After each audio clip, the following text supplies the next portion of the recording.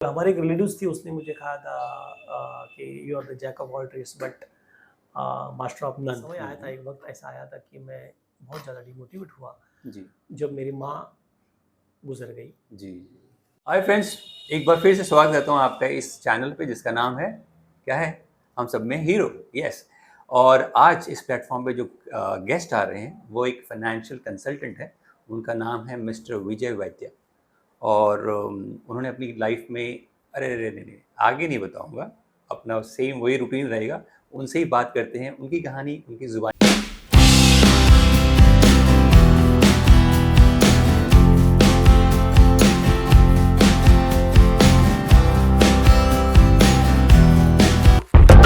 नमस्कार विजय जी। नमस्कार, एक बार नमस्कार। आपका स्वागत करता हूँ इस प्लेटफॉर्म पे। और इस प्लेटफॉर्म का तो आप ध्येय जानते ही हैं कि दूसरे लोगों को मोटिवेट करने का। तो यस। सबसे पहले मैं आपसे जानना चाहूँगा आपका फैमिली बैकग्राउंड कैसा था, आप बचपन में कैसे थे, क्या क्या मतलब कहाँ पे पढ़ाई की है, किस स्कूल में पढ़ाई की है, जरा उसके बारे में हमारे दर्शकों को जरूर बताइए। ओके, थैंक यू सबसे पहले आपका कि आपने इस चैनल पे मुझे इनवाइट किया। Welcome sir. और आपका जो चैनल का नाम है कि हर इंसान हीरो होता है। जी जी जी ओके, और ये सही है, हर एक की अपनी कहानी होती है। तो जी दोस्तों, मेरा नाम विजय वैद्य है। और सर ने जो सवाल पूछा है, मैं born of brought of Mumbai का हूँ। लाल बाग में मेरा जन्म हुआ है, वहीं पे मेरी 7वीं कक्षा तक पढ़ाई हुई। उसके बाद मैं मलाड में रहने को गया, और फिर जब कॉलेज का वक्त समय आया तो पिताजी ने कल्याण में घर लिया। From 1989 I am staying in Kalyan. Okay okay okay, मतलब FY बीकॉम से मैं कल्याण में हूँ। बिरला कॉलेज में मेरा ग्रेजुएशन हुआ। और उसके बाद लाइफ का जैसे कि जॉब कर रहे या कोई बिजनेस कर रहे हैं, जी वो स्ट्रगलिंग पीरियड चालू हो गया। ओके उसके पहले मेरे फैमिली बैकग्राउंड में वैसे तो हम 8 भाई बहन हैं, मतलब मैं 8वां हूँ। ओके ओके, तो मतलब 5 भाई और 3 बहन। माता पिता जी दुर्भाग्यवश से अभी माता पिता नहीं है। Okay, so sorry. अभी आज जो मेरी फैमिली है वो जी मेरी मिसेस मृदुला वैद्य, हम्म, वो होम लोन का उसका DSA है। जी और मेरा बेटा Aryan, okay, he is doing architecture in क्या बात है, वेरी रेजा गुड। कॉलेज सांता क्रूज में। Oh very good. ओके, और कैसे था आपका बचपन, मतलब हाँ, आर्थिक परिस्थिति कैसी थी, आप मिडिल क्लास से हैं, हाँ, वेरी एफ्लुएंट फैमिली से हैं, या तकलीफें आई बचपन में, ऐसा कुछ है आपका? हाँ, वैसे मैं बहुत मतलब नॉट मिडल क्लास, हाँ लोअर मिडल क्लास जी फैमिली से हूँ, क्योंकि जी मेरे पिताजी जो थे वो मिल वर्कर थे। जी जी और 8 बच्चों को संभालना, उनकी हाँ, पढ़ाई पर टफ ध्यान रहता देना है, टफ करेक्ट रहता है, तो जी। बहुत डिफिकल्ट था हमारा बचपन। ओके तो म्युनिसिपल स्कूल में ही मैं पढ़ता था, उसके बाद प्राइवेट स्कूल में गया 8th स्टैंडर्ड से। ओके सो बहुत स्ट्रगलिंग था, मतलब जी हमें कोई चीज़ नहीं मिलती थी ओके। ज़्यादा जो हमें चाहिए। तो ये खासकर उन बच्चों के लिए है कि जो जो अच्छे घरों में रहते हैं और मतलब क्रिप करते रहते हैं, मुझे ये नहीं मिल रहा, तो आप सुन सकते हैं, देखिए इनकी भी स्ट्रगल थी। बचपन में हर चीज़ नहीं मिलती थी, माँ बाप अगर ना दे पाए या नहीं दे रहे हैं, इसका मतलब वो गलत नहीं है, क्योंकि या तो मजबूरी हो सकती है, या तो वो चाहते हैं कि वो आराम से दें टाइम में जब आप उसके लायक हो। तो इस चीज़ का कभी बुरा मत मानना। ओके सर, ये बताइए आपकी ये career journey as a financial consultant कैसे स्टार्ट हुई, जरा इसके बारे में कुछ हमें बताइए। करियर की शुरुआत तो मेरी कॉलेज लाइन से, जब मैं कॉलेज में था तभी से शुरुआत हुई है मेरे जी करियर की, क्योंकि मैं कॉलेज छूटने के बाद एक मेडिकल स्टोर में पार्ट टाइम काम करता था। ओके उससे जो पैसा मिलता था उससे मेरा कॉलेज का एजुकेशन में करता था। तो 3 साल तो ऐसे गुजर गया। उसके बाद एज अ अकाउंट असिस्टेंट के लिए बहुत जगह अप्लाई किया, बट कुछ हो नहीं रहा था, क्योंकि कॉलेज का जो ग्रेजुएशन का जो हम जो पढ़ते हैं और जी प्रैक्टिकल में बहुत फ़र्क होता है। यस तो इससे तकलीफ़ें आई, लेकिन एक पहचान से मैं थाना में एक महावीर कंस्ट्रक्शन करके कंपनी है, वहाँ पे मैं अकाउंट असिस्टेंट करके वहाँ पे मैंने काम चालू किया। ओके वहाँ पे अच्छा एक्सपीरियंस मिला, 2 साल वहाँ पे काम किया। उसके बाद और दूसरी जगह गया प्राइवेट सेक्टर्स में, वो कंस्ट्रक्शन कंपनी थी अशोका बिल्डकॉन, वहाँ पे भी मैंने काम किया 2-3 साल। उसके बाद बहुत स्ट्रगल कर रहा था, तकलीफ़ें आती थी, पूरा मुंबई घूमना पड़ता था।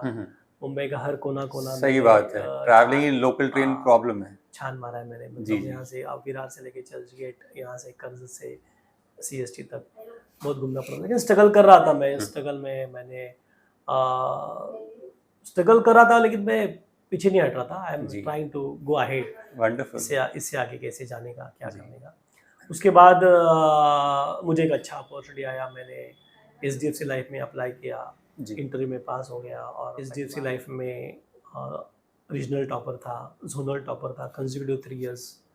5 साल जब कंप्लीट हुए तब एक अवार्ड फंक्शन में मुझे बहुत बधाई दी गई, जी। मुझे अवार्ड दिया गया। Hmm. I was got more than 36 awards क्या बात इन है। 5 इयर्स ओके। एंड मैं नेशनल टॉपर 5th रैंक पे था।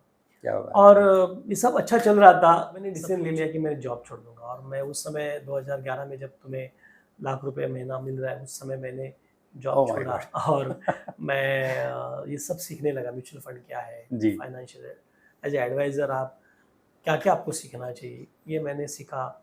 उसके लिए भी बहुत स्ट्रगल की, एग्ज़ाम्स दी, पर कुछ समझने के लिए एक कंपनी फिर से ज्वाइन कर ली। ओके।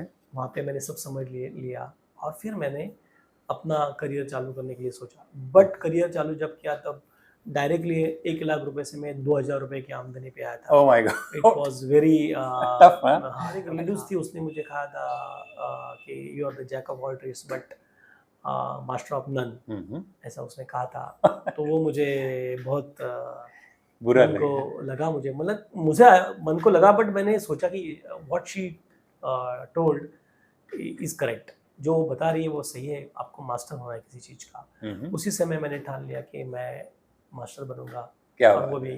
म्यूचुअल फंड में मास्टर बनूंगा। जी। और फिर मैंने पूरा फोकस्ड उस म्यूचुअल फंड की इंडस्ट्री में लगाया। हम्म। और आज जिस मकाम पे मैं हूँ इस इंडस्ट्री में, वो एक सुखद घटना है, सुखद चीज़ें हैं जो मुझे और मोटिवेट करते हैं कि इस इंडस्ट्री को आगे बढ़ाएं। क्या नेक्स्ट क्वेश्चन है कि इस फील्ड में आपको क्या क्या चैलेंजेस देखने पड़ते हैं रेगुलर बेसिस पे, क्या क्या दिक्कतें आती हैं, हमारी ऑडियंस को जरा शेयर कीजिए। Okay. इस फील्ड में चैलेंजेस तो बहुत है। सबसे पहला चैलेंज है कि हमारे हिंदुस्तान में दुर्भाग्यवश से out of 100% 96% people do not knows what is financial planning. अच्छा। मतलब 96% लोगों को पता नहीं कि फाइनेंशियल प्लानिंग क्या होता है, जी। क्या करना चाहिए, जिससे हम आगे फ्यूचर में एक अच्छी कंडीशंस में फाइनेंशियल पहुंच सकते हैं। ओके। तो इसमें सारे लोग आ गए, इसमें एजुकेटेड लोग हैं। जो मैंने 96% बोला उसमें डॉक्टर्स हैं, इंजीनियर्स हैं, एडवोकेट्स हैं और सर्वसामान्य लोग भी हैं उसमें। तो ये बहुत बड़ा चैलेंज है कि उनको ही पहले समझाना कि ये क्या है जी। फाइनेंशियल जी। प्लानिंग। जी। उसके बाद चैलेंजेस आते हैं कि ये लोगों से हम डील करते हैं, तो हर कैरेक्टर, हर थॉट प्रोसेस, हर इंसान अलग होता है, जी। जी। उसकी सोच अलग होती है। और फाइनेंशियल प्लानिंग में गोल, टाइम पीरियड, इन्वेस्टमेंट का वॉल्यूम, उसकी आमदनी के हिसाब से वो सारी चीज़ों को प्लान करके उनको समझाना। जी। अगर कई जगह मुझे लगता है कि लोग जो कहते हैं इन्वेस्टमेंट करते समय कि हमें ये 10 साल के लिए करना है, 7 साल के लिए करना है, 5 साल के लिए करना है, उससे स्टिक नहीं होते। ये एक बहुत बड़ा चैलेंज है। उनको वैसे फंड्स दिए जाते हैं जो लॉन्ग टर्म के लिए है, हाँ। बट वो बीच में आते हैं 2-3 साल में, जी। और तब उसका जो जितना रिटर्न चाहिए उतना नहीं दिखेगा। देखा दोस्तों। तो वो तकलीफ होते हैं, उनको भी होता है और हमें बहुत होता है, क्योंकि उस समय वो ये बोलते हैं कि हमने ऐसा बोला नहीं था 10 साल के लिए। तो ऐसे डाइसी क्लाइंट के लिए मैं उनसे लिख लेता हूँ जी। कि बाबा आपने जो फंड में आपको रिकमेंड करा हो लॉन्ग टर्म के लिए है। जी। जी। दूसरी बात है, गवर्नमेंट की पॉलिसीज भी बहुत सारी होती है, केवाईसी के बारे में, फंड्स के बारे में, जी। बहुत सारी अच्छी है। वो सारी बातें अच्छी है फ्यूचर के लिए, लेकिन उससे वो काम जो है और क्लाइंट के साथ उनको भी इंटरेक्ट करना, इंटरेक्ट करना होता है, कन्वे करना होता है जी। कि ये सारे चेंजेस आए हैं, हाँ। उससे आप ये करो। कई लोग ऐसे बोलते हैं ना, ऐसा तो था पहले नहीं था, रिएक्ट करते हाँ, होंगे नहीं? लोग रिएक्ट करते हैं, उनको सब समझाना पड़ता है। But God grace people trust me what I am से, क्योंकि मैं जब किसी से मिलता हूँ, जी। कुछ प्लान करता हूँ, तो उनको सारी बातें एकदम क्लियर क्रिस्टल बता देता हूँ। सच जो भी है वो बता देता हूँ। हाँ, वो जरूरी है। I never try to immediate कि वो इमीडिएट मेरा इन्वेस्टर बने। I never force him, I never called him also, कि मैं उनको बताता हूँ कि ये अवेयरनेस है, मैं आपको अवेयर कर रहा हूँ, ये ऐसे आपको करना चाहिए। जी। If you stick with me for next 7 years or 10 years, definitely your life it changes. Financial आप ग्रो करोगे, फाइनेंशियल आप स्टेबल हो जाओगे। ये जो मैं कन्विक्शन के साथ मैं उनको बता देता हूँ। परफेक्ट। हमें ये बताइए, अपार्ट फ्रॉम फाइनेंशियल कंसल्टेंट आप और क्या करते हैं, कहाँ कहाँ आपने अपना योगदान दिया, जरा उसके बारे में भी जरा शेयर कीजिए हमारे ऑडियंस के साथ। मेरी बहुत सारी हॉबीज़ है, हम्म, जैसे कि मैं लिखता हूँ, आर्टिकल्स लिखता हूँ। क्या बात है। जब मैं कॉलेज में था तब मैंने एक बुक्स मैंने पब्लिश की थी मराठी में, हम्म, माझ्या चार आरोळ्या करके, मराठी में वो बुक्स थी ओके। जो 1000 कॉपीज उसके स्प्रेड हुई थी, लोगों ने ली थी पुणे हाँ। से लेके पूरे महाराष्ट्र में। awesome। उसके बाद गैप थी, उसके बाद नौकरी जब सब जर्नी था तो लिखना नहीं हुआ, बट साथ साथ में मैं छोटे मोटे आर्टिकल लिखता था। जी। जब मैं इस फील्ड में आया म्यूचुअल फंड में, तब मैंने समझ लिया कि बहुत सारी चीज़ें लोगों को पता नहीं है। हम्म, तो मैंने म्यूचुअल फंड काळाची गरज हम्म, इस नाम से मराठी में मैंने पेपर में आर्टिकल लिखना चालू किया। ओके। आज तक 56 आर्टिकल्स उसके छप चुके हैं। क्या बात है। उसकी जब मैंने ये सोचा कि जिन लोगों को मैं ये अवेयरनेस क्रिएट कर रहा हूँ, जो फाइनेंशियल मतलब पैसा कमा रहे हैं, जी। बट अगर हिंदुस्तान को आने वाले 10 साल में अगर बहुत ऊंचाई पर लेके जाना है, वर्ल्ड में नंबर 1 बनाना है, या तो एजुकेशन सिस्टम में जो बच्चे हैं छोटे, आज 4th स्टैंडर्ड 5th स्टैंडर्ड से, उनको अभी से ये पता होना चाहिए कि लाइफ में जब हम पैसा कमाएंगे तो हमें क्या करना चाहिए। जी। उनको कोई फंसाना नहीं चाहिए। जी, ये बहुत बड़ी बात है। हाँ। तो इसलिए मैंने एक बुक्स लिखी है, पैसा झाला मोठा। हम्म, 8 जुलाई को ये साल वो पब्लिश हुई है बुक्स। तो मैं अवेयरनेस करता हूँ, मैं स्कूल में जाके बच्चों को इस बुक्स के बारे में बताता हूँ, फाइनेंशियल्स के बारे में बताता हूँ कि आज आप छोटे बच्चे हो, बट अभी से अगर आप फोकस रहोगे तो लाइफ में आपको कभी कोई फंसाएगा नहीं और आपका फाइनेंशियल स्टेटस बहुत अच्छा होगा। और मैं ये मानता हूँ कि ये बुक्स आज भले 200 स्टूडेंट तक पहुँचे, आगे आगे ये 2000, 2 लाख और 20 लाख स्टूडेंट तक पहुँचेंगे। इसके अलावा मैं लोग कहते हैं कि मैं अच्छा गाता हूँ तो कभी गा लेता हूँ। क्या बात है। मैंने मुझे बहुत इच्छा थी कि मेरी माँ कहती थी कि हाँ, मुझे तुम्हें टीवी पे देखना है। क्या बात है। तो मेरी माँ की इच्छा थी, तो मैं टीवी सीरियल्स में काम करता था, जी, जी। कैरेक्टर रोल्स करता था, वाह। जैकी श्रॉफ, जूही चावला, अच्छे अच्छे एक्टर के साथ मैंने काम किया है। क्या बात है।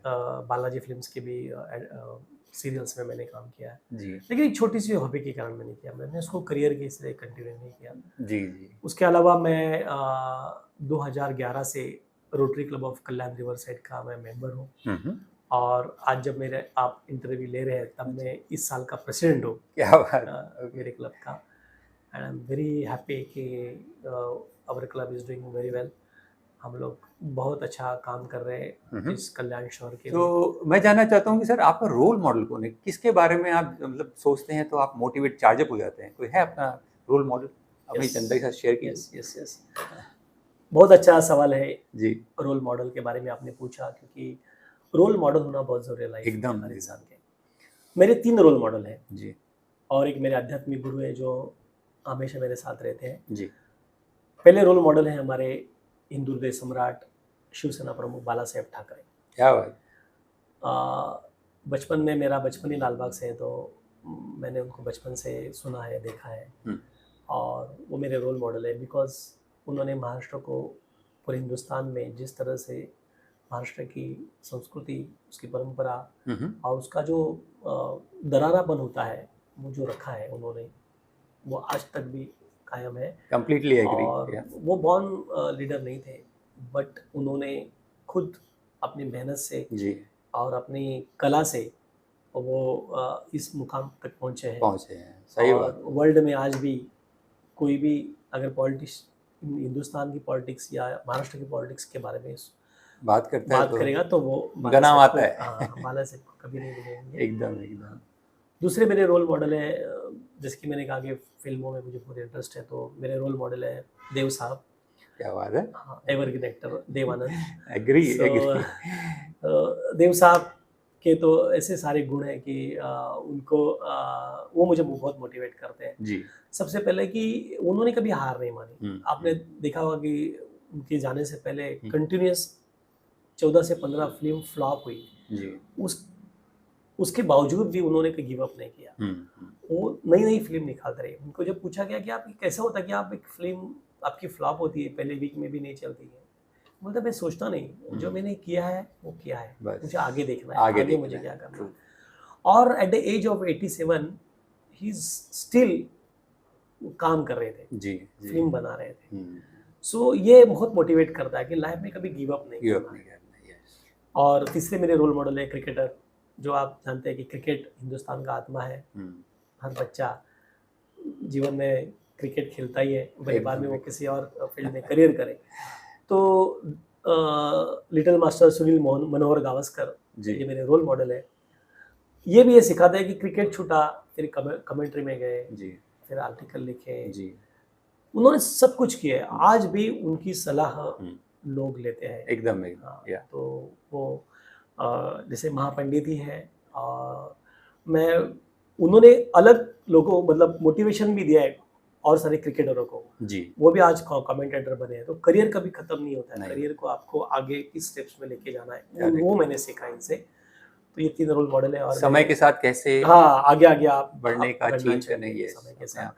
और मेरे आध्यात्मिक गुरु शेगांव के श्री गजानन महाराज, ओके जिनको मैं मेरे गुरु समझता हूँ। और मैंने जब से गुरु के बारे में सोचना या आध्यात्मिक मैंने सोचना चालू किया, तब से वो मेरे साथ है और जी। जिंदगी भर मेरे साथ रहेंगे। लाइफ में कुछ ऐसा कोई सिचुएशन आया जहां आपको आप काफी डीमोटिवेट हो गए, आपको लग रहा था लाइफ थम सी गई, अब पता नहीं मैं कैसे निकलूंगा, तो और फिर भी आप उस सिचुएशन से लड़ के बाहर आए, तो ऐसा कुछ है हमारे साथ शेयर करना मेरी चाहेंगे? लाइफ में भी बहुत सारी अड़चन आई। जब मैंने जॉब छोड़ा था, जी तब मैं डायरेक्टली लाख रुपए से 2000 की आमदनी पे आया था। Yeah. तो स्ट्रगलिंग था बहुत उस समय का।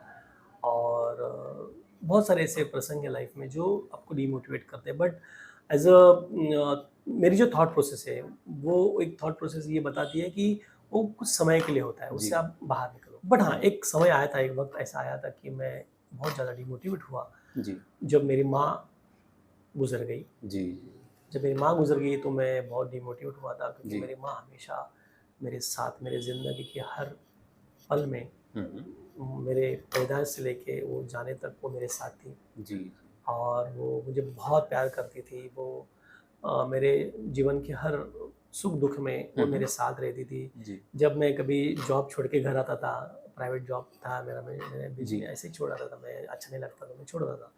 तभी वो मुझे नज़दीक बुला के जब मेरे सर पे हाथ रखती थी, जी तब जो सुकून मिलता था और जो फिर से जुनून जागता था कि जी। नहीं, मुझे लाइफ में कुछ करना है। जी मेरी माँ है मेरे साथ, तो मुझे कभी किसी चीज़ की कमी नहीं पड़ेगी।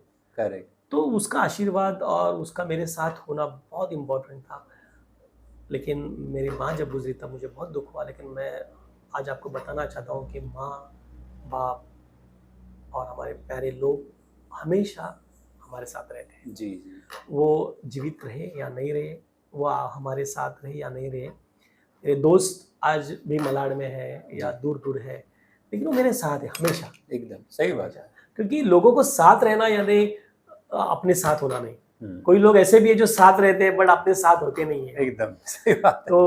तो साथ नहीं होना भी साथ होने जैसा है। जी। तो डीमोटिवेट कभी नहीं होना है हमें लाइफ में। अभी मैं जानना चाहता हूँ आपके लिए लाइफ में सक्सेस क्या है, मतलब हर एक आदमी का ना डेफिनेशन अलग होता है, तो आप क्या पा लेंगे, क्या कर लेंगे तो आप अपने आप को सक्सेसफुल मानेंगे, जरा हमारी जनता को बताइए। देखिए, सक्सेस के मायने हर एक के अलग होते हैं, लेकिन आज के इस कलयुग में अगर सक्सेस को अगर लोग देखते हैं तो वो पैसा देखते हैं, उसकी पोजीशन देखते हैं। एकदम ओके, लेकिन मैं इसे थोड़ा अलग सोच का हूँ। मैं ये समझता हूँ कि जो पैसा पोजीशन देख के लोगों को लोग सक्सेस को देखते हैं, उससे अच्छा वो इंसान बहुत इम्पोर्टेंट होता है। भले उसके पास पैसा कम है बट उसकी सोच अच्छी है, वो ऑनेस्ट है, वो जो भी काम करता है वो सही ढंग से करता है, लोगों के फायदे के लिए करता है, लोगों को अच्छा समझ में इसलिए करता है।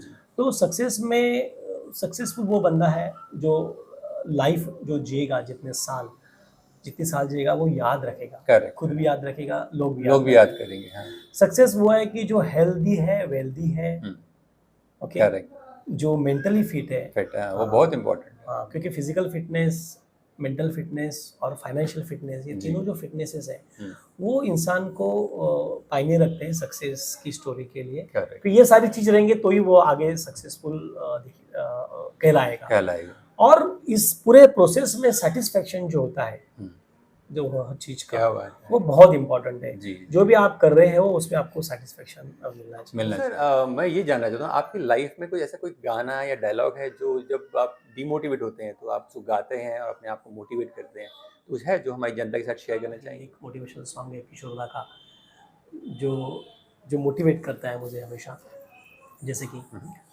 रुक जाना नहीं तू कभी हार के, क्या बात है। कांटों पे चल के मिलेंगे साए बाहर के, रुक जाना नहीं तू कभी हार के, क्या बात है। कांटों पे चल के मिलेंगे साए बाहर के, ओ राही ओ राही ओ राही ओ राही ओ राही ओ राही ओ राही ओ राही। ये सॉन्ग ये कहलाता है कि कभी रुकना नहीं लाइफ में, आगे चलते रहना। सुख दुख तो आते रहेंगे जाते रहेंगे, अपने वाले भी कभी आप पर उंगली प्रहार कराएंगे, उंगली उठाएंगे, बहुत सारी चीज़ें होते हैं जिनको आप अपना समझते हैं। तो दुख होता है, दुख आएगा, लेकिन उससे भी आपको आगे जाना है, उभरना है, आगे निकलना है, तो रुकना नहीं। और छाँव या जो बाहर आती है ज़िंदगी में, वो कुछ करने से आते हैं, कर्म करने से आते हैं, काम करने से आते हैं। अगर आप डीमोटिवेट होकर घर में बैठोगे, कुछ करोगे नहीं, तो लाइफ आगे नहीं बढ़ेगी। और जो लोग आपको फेल्योर देखना चाहते हैं, जो आपको लोग फेल्योर करना भी चाहते हैं, उनको आप जिताएंगे, उनको कभी जीतना नहीं देना। बहुत सुंदर गाना गाया, आई एम श्योर हमारी ऑडियंस को बहुत पसंद आएगा। Thank you, thank you. Welcome sir. तो मैं जानना चाहता हूँ सर कि आपकी इस करियर जर्नी में आपको किसने किसने हेल्प किया, और if you want to thank them with this platform please feel free to do so. Thank you, बहुत बढ़िया सवाल है ये भी जी क्योंकि आभार प्रदर्शन करना, किसी के बारे में व्यक्त होना, वो बहुत मायने रखता है। तो सबसे पहले तो जिस माँ बाप ने मुझे जन्म दिया है, इसके लिए आज मैं आपसे बात कर रहा हूँ। इस बहुत सुंदर पृथ्वी पर मैं जन्मा हूँ, और जो भी कर रहा हूँ वो मेरे माता पिता के आशीर्वाद के कारण है। उसके बाद मेरे बचपन से लेकर आज तक, जैसे कि मेरे भाई है, बहन है, जिन्होंने मुझे संभाला, बड़ा किया। उसके बाद मेरे दोस्त, जो स्कूल से लेकर आज तक मेरा बचपन का दोस्त संजय, विकास और अजय, ये तीनों दोस्त हैं मेरे बचपन से, जो स्कूल कॉलेजेस में मेरे साथ थे।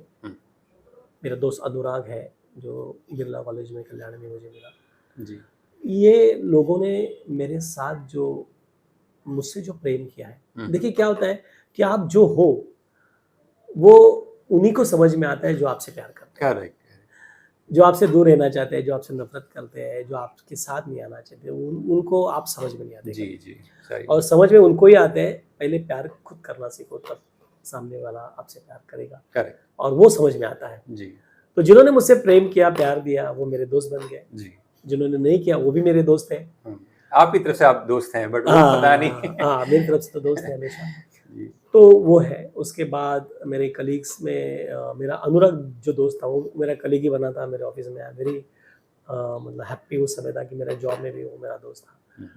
उसके बाद बहुत सारे दोस्त हैं, किसी के नाम लेना करियर के इस पड़ाव में, वो मतलब किसका नाम नहीं लेना वो गलत होगा। लेकिन मेरी बीवी, जो हमारे शादी को 23 साल हुए हैं, मृदुला, क्या बात। मेरा लड़का आर्यन, मेरे सारे रिलेटिव्स नज़दीक के, मामा, चाचा, ससुर जी, सास या उनका परिवार, ये तो हमेशा मेरे साथ है। मेरे साथ जितने भी लोग आज तक आए हैं, मैं ये कहना चाहता हूँ कि मेरे ज़िंदगी का सक्सेस, यश जो है वो 99% आउट ऑफ 100%, 99% इन लोगों का है। क्या बात। जिसमें मेरे स्टाफ आई है जो आज इस ऑफिस चला रही है। जी मेरे क्लब में मेरे टीम मेंबर जो है, क्लब मेंबर जो है जी, उनका भी मैं शुक्रगुजार हूँ सबका, जी क्योंकि वो भी मुझे साथ दे रहे हैं, इसलिए मैं काम कर रहा हूँ आगे। जी। तो जितने भी लोग मेरे लाइफ में जुड़े हैं, वो सारे 99% में आते हैं, जिनकी कारण आज मैं इस मुकाम पर पहुंचा हूँ। और 1% मेरे लिए है, बिकॉज ये नाम विजय गंगाराम वैद्य का है। जी वो जो 1% है, आउट ऑफ 100%, वो सिर्फ मेरा है। ये हमारे शो का अंतिम चरण है, तो मैं जस्ट यही बोलना चाहूँगा, आपने इस प्लेटफॉर्म पे आके इस प्लेटफॉर्म की गरिमा बढ़ाई। Thank you so much for coming on this platform. कुछ लास्ट कुछ मैसेज हमारे दर्शकों के लिए कुछ बोलना चाहेंगे, कुछ टिप्स देना चाहेंगे? देने के लिए मैं इतना बड़ा हूँ ऐसा मुझे नहीं लग रहा है, मैं और कोशिश करूँगा आगे बढ़ने की। फिर भी आपका ये प्लेटफॉर्म का है, ये एक हिस्सा है, तो मैं बता रहा हूँ। जब बच्चा पैदा होता है और वो 25 साल का होता है, तब तक हमारे माता पिता को उसकी जिम्मेदारी होती है। अगर वही माता पिता बच्चा पैदा होने से लेके उसके 25 साल तक अगर SIP में इन्वेस्टमेंट करेगा, तो उसका पूरा एजुकेशन, हायर एजुकेशन, शादी तक का खर्चा भी उसमें निकलेगा, क्या बात है। अगर प्रॉपर प्लान करेंगे तो। जी। फाइनेंशियल एडवाइजर के से मैं मतलब अगर आप किसी से मिलते हैं तो ज़रूर इस बारे में सोचना। जी। ये बात सच है कि जी। हर बंदा, हर इंसान वो हीरो होता है, जी। वो हीरोइन होती है। जी। तो ये जो नाम और ये जो प्लेटफॉर्म आपने हम जैसे सर्वसामान्य लोगों के लिए ओपन किया है, तो इसके लिए मैं आपका भी शुक्रगुजार हूँ Thank you, कि sir. आपने मुझे चुना इस इंटरव्यू के लिए। Thank you sir. और आपको मैं शुभकामनाएं देता हूँ कि इस प्लेटफॉर्म पे आज विजय वैद्य है, कल जाके बहुत बड़े-बड़े क्या बात है। एक्टर्स और पॉलिटिशियंस और सारे बहुत सारे लोग आए, ताकि लोगों तक ये पहुँचे जी, जी, कि कैसा कैसा मोटिवेशंस होता है लाइफ में। लाइफ में, या और वो आपका जो उद्देश्य है जी। कि आम इंसान से कनेक्ट होता है, कनेक्ट होता है, हाँ, सीखता है। ये जो आपका जो मोटिव है वो जी। आपका सफल हो, जी। इसके लिए आपको भी मैं शुभकामनाएं देता हूँ। Thank you so much sir. Sir.